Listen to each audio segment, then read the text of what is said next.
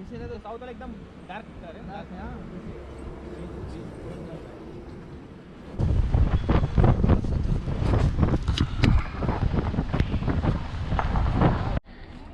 Morning safari ख़त्म हुआ। Morning safari के बाद अब पहुंच गए रूखड़ और अभी बज रहे हैं, तो अभी 9 बज रहे हैं और अभी हम रूखड़ आ गए। रूखड़ में कल जब शुरुआत हुई थी तो रूखड़ में ही मीटिंग पॉइंट था और अब रूखड़ में ब्रेकफास्ट है। ब्रेकफास्ट के बाद अब वॉकिंग ट्रेल शुरू होगा जो असली एडवेंचर है। लेकिन सफारी भी बढ़िया रही, अब तो टाइगर साइटिंग भी हो गई। और उसके बाद ये देखिए ब्रेकफास्ट लगा हुआ है और ब्रेकफास्ट करने के बाद ट्रेल शुरू होगा। टाइगर भी आपको अभी गाड़ी से दिखा था, बहुत एक्साइटिंग था। पैदल दिखेगा तो कुछ जोरत से ज़्यादा एक्साइटिंग होगा। और बहुत सारी स्टोरीज है इसी गेट के बाहर ही टाइगर को देखने की। And somebody was asking me कि ये कोर है कि बफर है। टेक्निकली ये बफर एरिया है, बट अभी आप कोर का जंगल देख के आए हैं। मॉर्निंग में जब आप कर्माझिरी से एंटर हुए और टूरिया गेट से निकले तो आपने कोर का जंगल देखा, और अब आप बफर का जंगल देखोगे। This jungle is far far better than core jungle. क्यों ये बफर है ये एक अलग मसला है, but in terms of quality of jungle, in terms of the wilderness experience, so to say, ये कहीं गुना ज़्यादा बड़ा विल्डरनेस एक्सपीरियंस है। अभी रूखड़ के मेन गेट से इस ट्रैक को हरी झंडी दिखाई जाएगी। पेंच टाइगर रिजर्व ने WWF के साथ मिलकर इस ट्रैक को आयोजित किया है। ट्रैक के लिए देश भर से चुने गए 25 लोगों में मैं भी शामिल हूँ। इस ट्रैक को मोगली ट्रेल का नाम दिया गया है क्योंकि जंगल बुक में मोगली का किरदार रचने वाले रुडयार्ड किपलिंग को उसकी प्रेरणा पेंच के जंगलों से ही मिली थी। 19वीं सदी के मध्य में यहाँ के जंगलों से एक बच्चा मिला था जो भेड़ियों के बीच रहकर बड़ा हुआ था, जिसके आधार पर रुडयार्ड ने मोगली की कहानी लिखी। तो चलो स्टार्ट।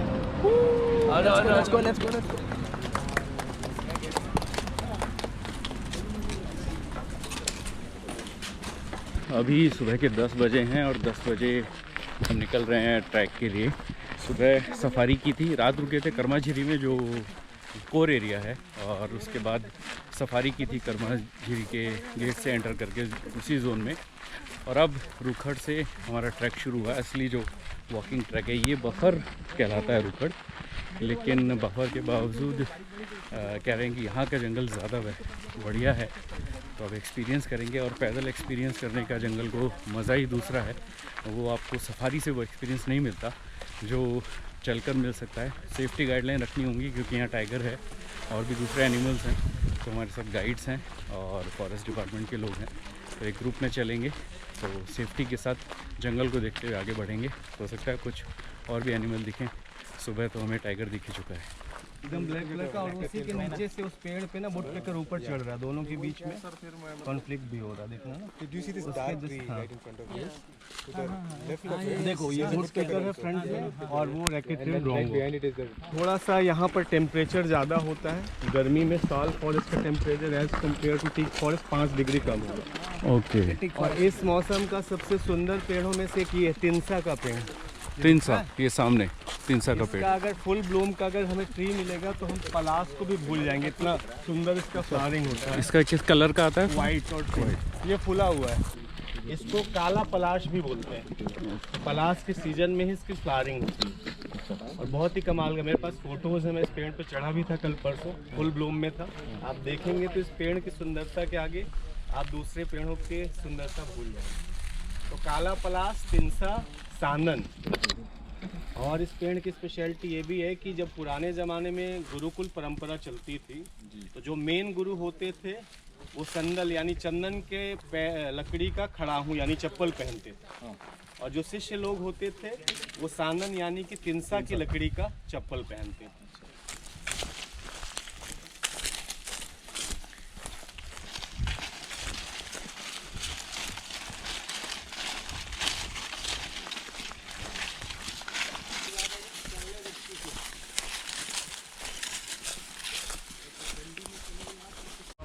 ये है चिरौंजी का पेड़, लगी हुई है इस पे चिरौंजी।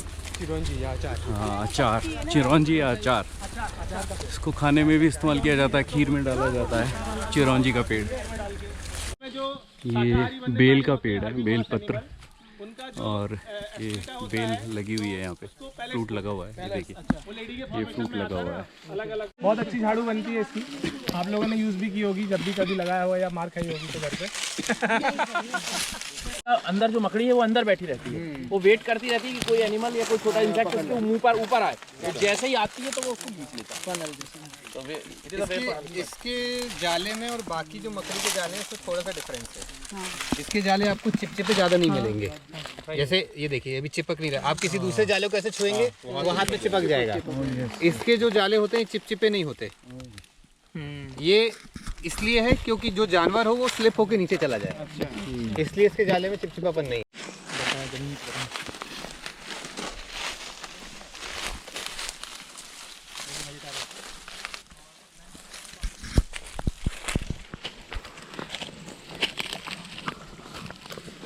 काम आती है किसी स्पेसिफिक जो गाय ये जब तक छोटी रहती है तब तक ये जानवरों के लिए, वाइल्ड एनिमल्स के लिए काम के लिए, और जब ये बड़ी हो जाती है, जब इसमें ये कांटे आ जाते हैं, कांटे आ जाते हैं तो ये कोई काम के नहीं, जानवर नहीं खाते।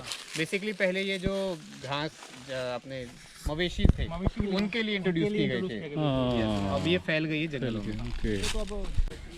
ये थोड़ा ऊंचा नीचा टेरेन है, अभी ऊंचाई नीचाई है, उतरान चढ़ान है, और ऐसा टेरेन सांभर को पसंद आता है, तो इस तरह के इलाके में सांभर मिलते हैं। जो दीमक होती है, दीमक के घर का टेम्परेचर लगभग 100 होता है, मतलब 24 to 27 डिग्री अगर एक अपन नॉर्मल टेम्परेचर माने तो अब कितनी भी गर्मी पड़ेगी उनका टेम्परेचर वही रहेगा, और कितनी भी ठंडी पड़ेगी जब यहाँ का टेम्परेचर 6-10 डिग्री के बीच में होगा तब भी इनका टेम्परेचर 24 से 27 डिग्री के बीच में होगा। दिशा का ज्ञान रख के ये घर बनाते हैं, किस तरफ से हवा आ रही है तो कैसे अंदर जाएगी, किस तरफ से ठंडी हवा आ रही है तो हमें उसको कैसे रोकना है, पानी की कैसे व्यवस्था होगी। के जो बीज होते हैं जैसे आप देख रहे हैं ना, गेहूं के बीज जैसे होते हैं और ये फैलते भी वैसे ही हैं। जब ये पौधे निकलेंगे तो बिल्कुल जैसे गेहूं की खेती होती है वैसे ही इसके फैल जाते हैं ये। और 2 प्रकार की होती है, जैसे सर ने बताया ग्रेगेरियस, मतलब एक साथ चारों तरफ एक साथ फ्लावरिंग। हाँ, वही मैं पूछना चाह रहा है ना, तो वो क्या होता है, जैसे अब इसकी उम्र लगभग एक साथ सब हुए, उसकी उम्र लगभग मान लिया अपन ने 40-45 साल है, तो 40-45 साल बाद एक साथ फ्लावरिंग होगी, पूरा बांस सूख जाएगा और फिर नया बांस निकलना चालू होगा जिसकी एक लंबी उम्र होगी। अब इसको काटते जाएं, अभी इसमें बांस आते जाएंगे जब तक इसकी उम्र चल रही है। अच्छा। और दूसरा होता है स्पॉन्टेनियस, मतलब जो थोड़ा जैसे इस ग्रुप में कुछ जगह पे होगी 4-6 जगह, बाकी पूरा हरा है, बस ये कुछ जगह पे फ्लावरिंग हुई है। और बांस की फ्लावरिंग के बाद जो एक मेजर प्रॉब्लम आती है वो आती है रोडेंट्स का नंबर बढ़ना, क्योंकि जंगल में रिसोर्सेज कम होते हैं, वैसा ग्रेन्स बहुत कम मिलते हैं, तो इतना जब ग्रेगेरियस फ्लावरिंग होती है तो इतना सारा जब सीड ग्राउंड पे होता है तो रोडेंट्स का नंबर भी बहुत हाई होता है उस पूरे सीजन में। और हम लोगों के लिए सबसे ज़्यादा चैलेंजिंग होता है फायर प्रोटेक्शन, क्योंकि उस समय पूरा बांस सूख चुका है, मतलब एक प्रकार का ये फ्यूल हो गया। और दूसरा, अगर आग लग गई तो जो नीचे पौधे उगे हैं वो पूरे एक साथ खत्म हो जाएंगे, मतलब बहुत बड़ा लॉस। तो उस समय हमको फायर प्रोटेक्शन सबसे इम्पोर्टेंट होता है, बाकी है तो हमेशा ही। क्या है ना कि कीड़े हैं, मकोड़े हैं, सर्प है, अंडे हैं, और जितने नीचे चलने वाले हैं वो एक भी नहीं बचेंगे, माने वो पूरे साफ ही हो जाएंगे। आग लगी ये बहुत रेयर है, और खासकर हिली टेरेन में होता है। वुडन जो बाजा होता है, तबला या ढोलक जैसे हम ड्रम है ना, तो जंगल में रहने वाले जनजातीय समुदाय के लोगों को जब ड्रम बनाना होता था तो इसी पेड़ को खोखला करके ड्रम बजाते हैं, तो बहुत अच्छी आवाज़ निकलती है उससे, म्यूजिकल इंस्ट्रूमेंट के तौर पे भी यूज होता है। और इसका बैलगाड़ी बनाने में बहुत अच्छा यूज होता है, जो बैल का जो हल होता है उसको बनाते हैं, हल्का होता है और हल्का और मजबूत। ये बेस्ट लकड़ियों में से एक है और सेंट्रल इंडिया की रेयर स्पीसीज है। ये मान के चलिए कि टॉप 8 में आएगा ये दुर्लभ पेड़।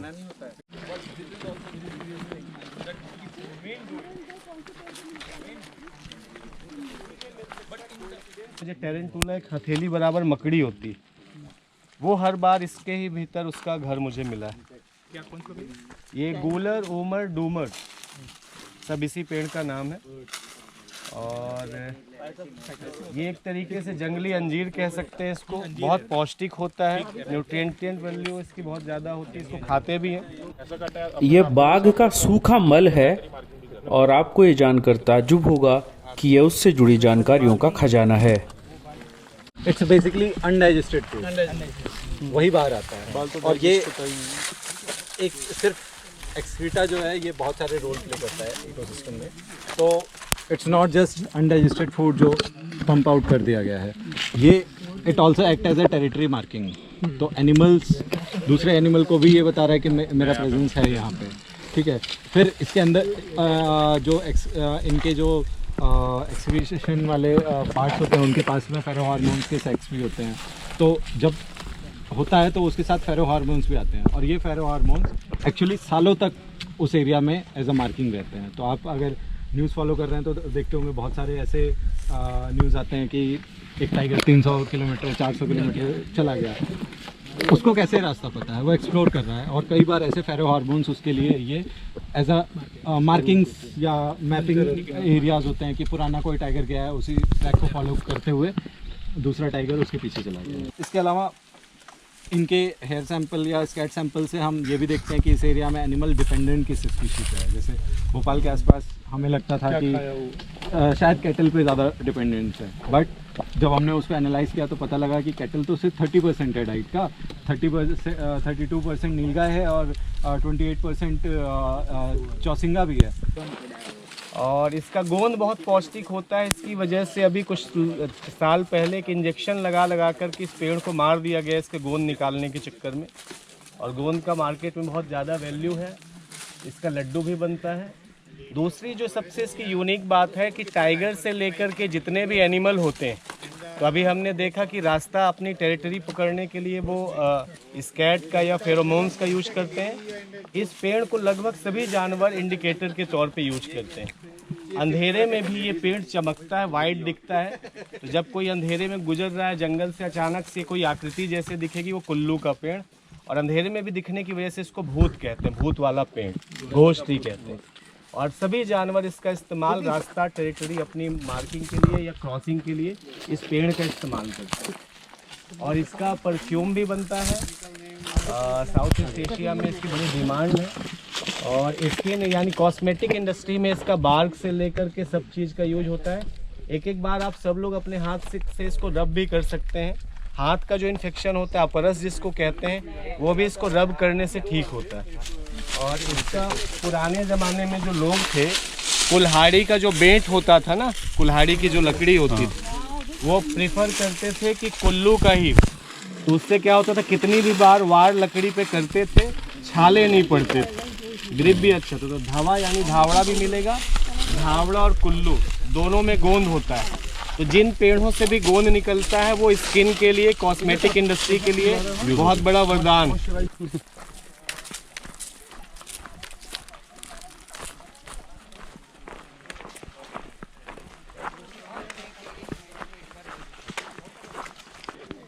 ये कोई नाला है, पहाड़ी सादी नदी, पानी है यहाँ पे। तो वाटर बॉडी के पास गर्मी हो गई है, अभी मार्च का महीना है और यहाँ पे जानवर भी मिलते हैं। और अभी थोड़ी देर रेस्ट पॉइंट भी इसको यूज़ किया, क्योंकि यहाँ पेड़ की छाया है। 1.5 घंटे हो गए चलते हुए, लेकिन अभी से थकान हो गई, इतनी ज़्यादा गर्मी है यहाँ पे। तो अभी रेस्ट पॉइंट है ये। सेप जो बनेगा ना, स्क्वायर और रेक्टेंगुलर। हाँ, रेक्टेंगुलर। अच्छा, ये टाइगर तो पगमार्क मिला है स्क्वायर रास्ते होगा वो मेल का पगमार्क होगा। अच्छा। और जो रेक्टेंगुलर होगा वो फीमेल का पगमार्क। ये मिला है, ये पगमार्क है, कुछ पुराना है। ज़्यादा ब्रॉड है। हाँ, थोड़ा चौड़ा होता है। और मेल का ऐसी वो होता है स्क्वायर रेगुलर। और टाइगर मार्किंग मिली है, टाइगर पगमार्क ये रहा। ये भी 2-3 दिन पुराना है। तो हम जिस ट्रेल पे आगे बढ़ रहे हैं उस पर मिल रहे हैं ये पगमार्क। अब ये चढ़ाई आई है पहाड़ की, ये ऊपर की तरफ जाना है। और ये जो पैश नेशनल पार्क है, ये सतपुड़ा की जो पहाड़ की रेंज है उसके साउदर्न स्लोप पर पड़ता है। तो पहाड़ियाँ हैं यहाँ पर पेंच में भी। तो ऐसी एक पहाड़ी को भी ऊपर क्रॉस करना है।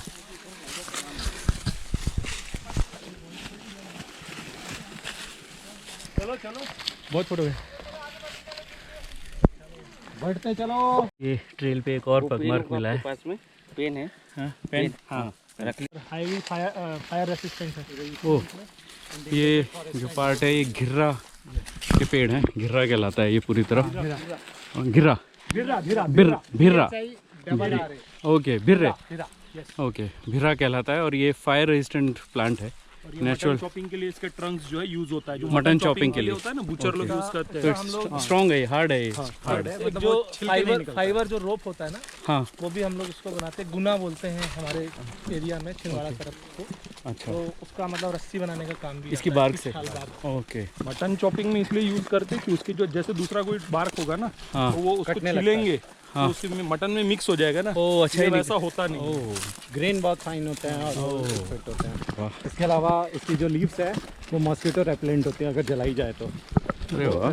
हाँ, तो यहाँ पे जो लोकल्स हैं वो यूज़ करते होंगे इसको मॉस्किटो रिपेलेंट के लिए। तो यूज़ करते हैं। काफी पेनफुल होता है और कई बार स्किन में भी, कई बार स्किन के अंदर भी घुस जाते हैं और बहुत दिनों के बाद निकलते हैं। काफी मजा आता रहता है, काफी मजा आता है। मीठा मीठा मतलब मेरे घास पे काम किया है, ग्रासेस पे, तो मेरे पूरे पेंट में लग चुके हैं।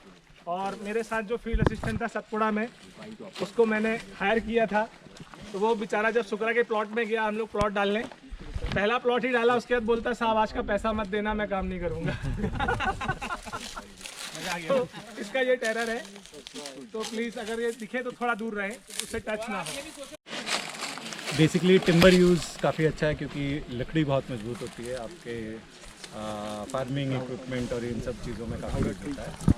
इसके अलावा गम इसका बहुत यूज़ होता है। तो जैसा पहले संजय जी ने बताया था कि उसका गम कराया का गम यूज़ होता है, वैसे ही धावड़ा इज अनदर गम।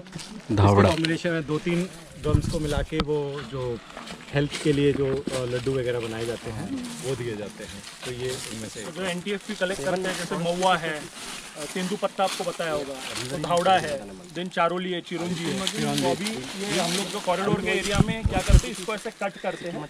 लेकिन पहले तो सस्टेनेबली इसका कलेक्ट किया जाता था, लेकिन अभी क्या कर रहे हैं, उसमें केमिकल डालते हैं, एफनॉन करके केमिकल है, वो डालने से वो ज़्यादा निकलता है, एकदम स्ट्रेस हो जाता है, ट्री खत्म हो जाएगा। बट अगर वो ज़्यादा यूज़ करेंगे वो केमिकल, तो 4 से 5 साल में ट्री मर जाएगा। सो एक अनसस्टेनेबल प्रैक्टिस चल रही है, क्योंकि उनको नहीं पता अभी आगे क्या होगा।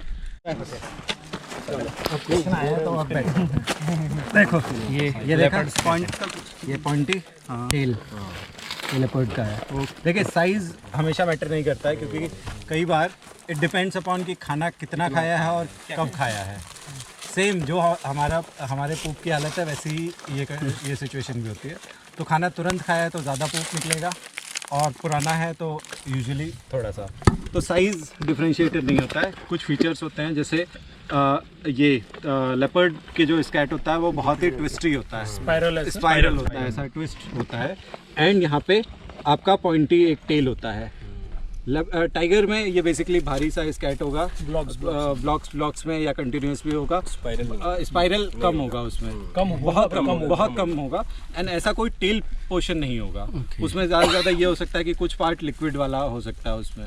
तो दोनों के। उसके अलावा जब एनिमल बेसिकली आप ये भी देख सकते हैं, इस मार्क से भी आप देख सकते हैं कि एनिमल किस डायरेक्शन में गया है। तो एनिमल ऐसे निकला है और पीछे वाले पैर से इसने ऐसे किया है। तो स्क्रैप मार्क आपको डायरेक्शन भी एनिमल का बता रहा है। तो जो इनडायरेक्ट साइन है वो भी एनिमल बिहेवियर के बारे में बहुत सारी चीज़ें बता रहा है। आपको क्यों लगता है कि क्यों इम्पोर्टेंट है वाइल्ड स्पीशीज? हमारे पास राइस की बहुत सारी वाइल्ड स्पीशीज है जो मानसून में आप पानी के आसपास देखेंगे। ग्रासेस की है, ग्रासेस से ही बेसिकली डोमेस्टिकेट ओरिजिनल जीन इनमें है, सब चीज़ें ओरिजिनल जीन है। और क्यों इम्पोर्टेंट है? रेजिस्टेंस के लिए क्रॉस करने के लिए। तो actually these genes are wild. तो ये बहुत सारे फैक्टर्स देख रही हैं और चीज़ें हो रही हैं। कई बार क्या होगा, एटमॉस्फेयर एंड डिजीज दोनों के, तो हम टेक्नोलॉजिकली बहुत इवॉल्व हो गए हैं, तो हमारे पास हर चीज़ का सॉल्यूशन है। तो हमारे क्रॉप्स इतनी जल्दी ख़राब नहीं होती। बट पिछले 20-30 दशक पहले बहुत बार क्रॉप्स एक साथ पूरी की पूरी ख़राब हो गई। राइस को हमने दोबारा रेस्टोर किया है वाइल्ड स्पीशीज से। ओराइजा निवारा करके स्पीशी है जिससे हमने रेस्टोर किया। ऐसे ही आलू का पूरी की पूरी फसल खत्म हो गई थी एक बार, तो उसको वापस रेस्टोर किया। तो ये वाइल्ड जीन्स एक्चुअली सपोर्टिव है, इसलिए कि ये हमारे सीड बैंक है एक तरह से। ये है वाइल्ड तुअर दाल, अरहर की दाल जो हम खाते हैं, ये उसकी वाइल्ड स्पीशीज़ है। और ये बहुत इंपॉर्टेंट है हमारे लिए भी, क्योंकि इसी से फिर हम इसी को बेहतर स्पीशी बनाते हैं अपने खाने के लिए, जो काम में लेते हैं, जो हम यूज़ करते हैं डोमेस्टिक यूज़ के लिए। ये हमारा लंच ब्रेक का स्टॉप है। करीब 7-8 किलोमीटर चलने के, ऑलमोस्ट 8 ही किलोमीटर हो गया। और 1:15 बजे के आसपास हम यहाँ पहुँचे। खाना जब शुरू हुआ तब मैं इतना थका हुआ था कि वीडियो नहीं बना पाया। अब बनाया है, बड़ी अच्छी सी जगह है, यहाँ बरसात में पानी आता है, नाला है, और इन्होंने फॉरेस्ट की गाड़ियों ने यहाँ पे आके खाना लगाया है हमारे लिए, पूरी सब्ज़ी और चटनी। और यहाँ पे पानी वगैरह भर के अभी हम निकलेंगे आगे, क्योंकि 4 किलोमीटर और आगे जाना है।